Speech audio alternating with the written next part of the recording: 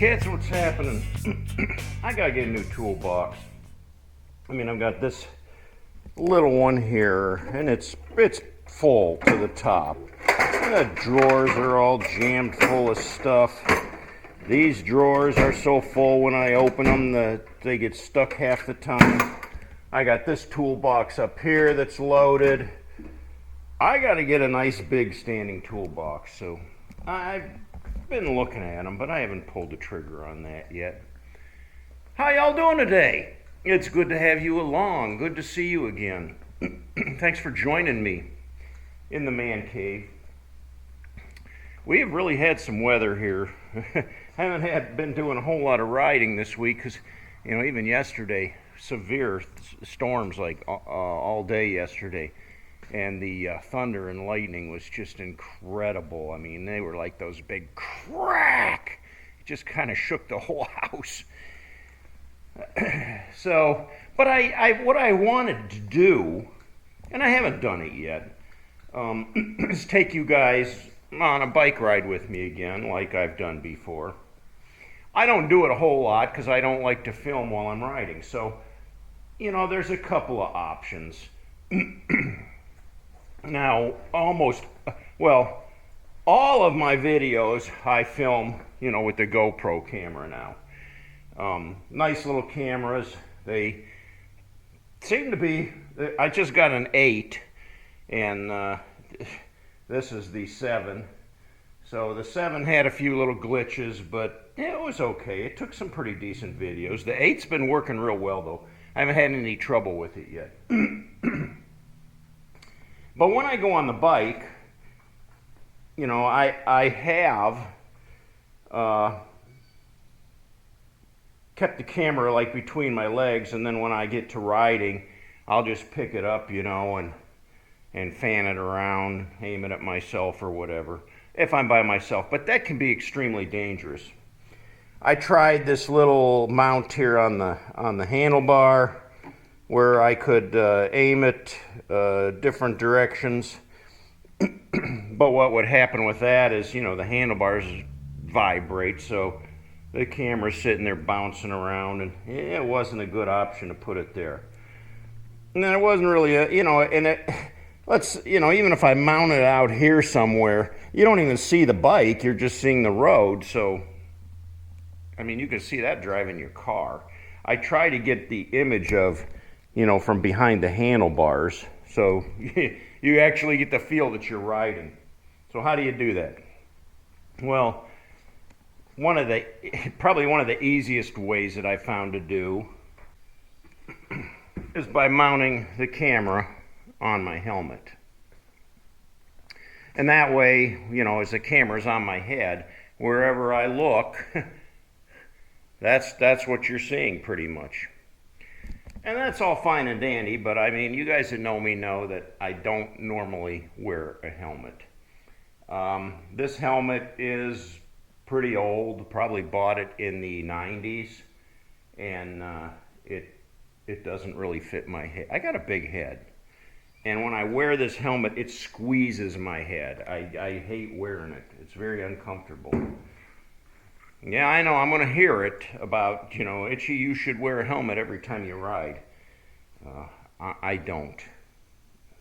But anyway, the other factor is, look at this.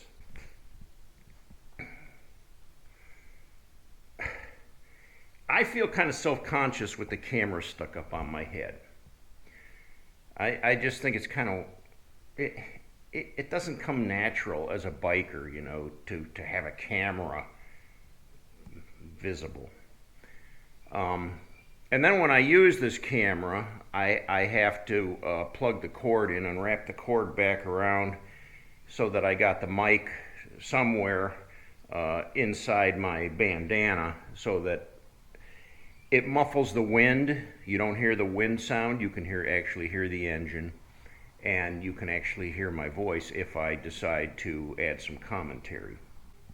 Anyway, I don't care to wear the helmet. So where else do you put the camera? You can't put a camera on a hat like this. There's just no solid mount for it. they do have these chest straps that you can wear.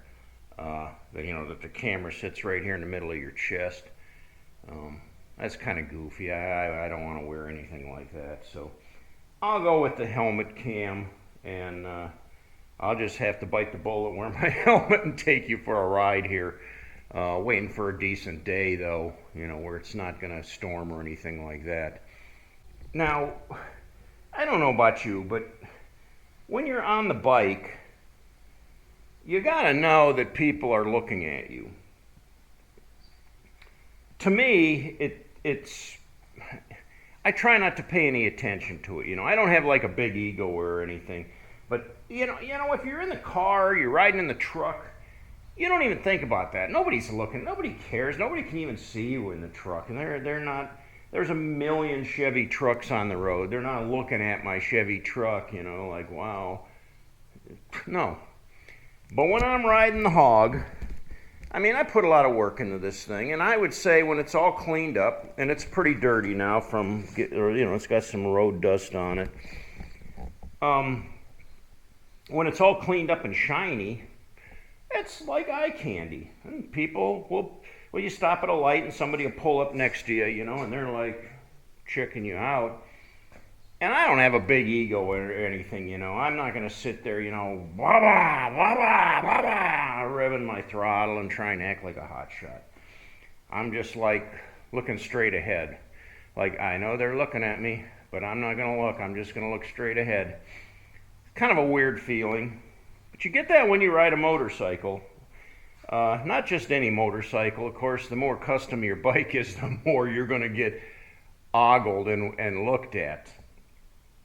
But with my helmet and my camera on my head, I feel very self-conscious about that. It's like, I don't know, man. I don't know. Kind of weird.